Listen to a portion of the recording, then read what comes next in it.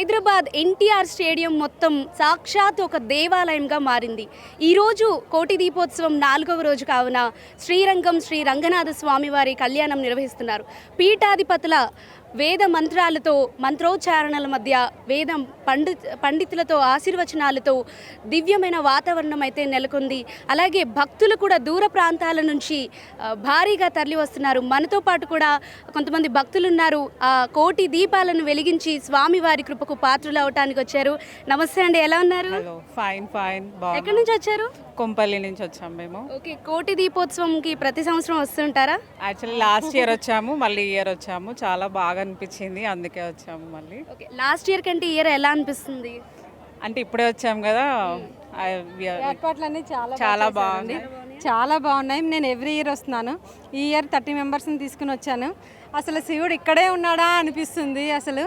అసలు శివుడు ఇక్కడే ఉన్నాడని అందరినీ చాలా చెప్పి తీసుకుని వచ్చే ఏర్పాట్లు అయితే చాలా బాగా చేశారండి. లాస్ట్ ఇయర్ కంటే కూడా ఇప్పుడు ఇంకా చాలా బాగా చేశారు. హాయ్, ఎలా ఉన్నారు?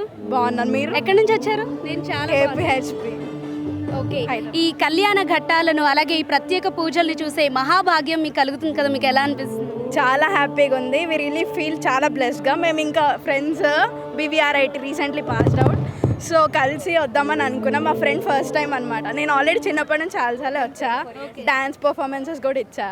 సో వి ఫీల్ బ్లెస్డ్ అనమాట. చాలా ఆల్రెడీ మీరు ఇక్కడ పార్టిసిపేట్ చేశారన్నమాట. Musnuri academy dance and arts, Indira teacher.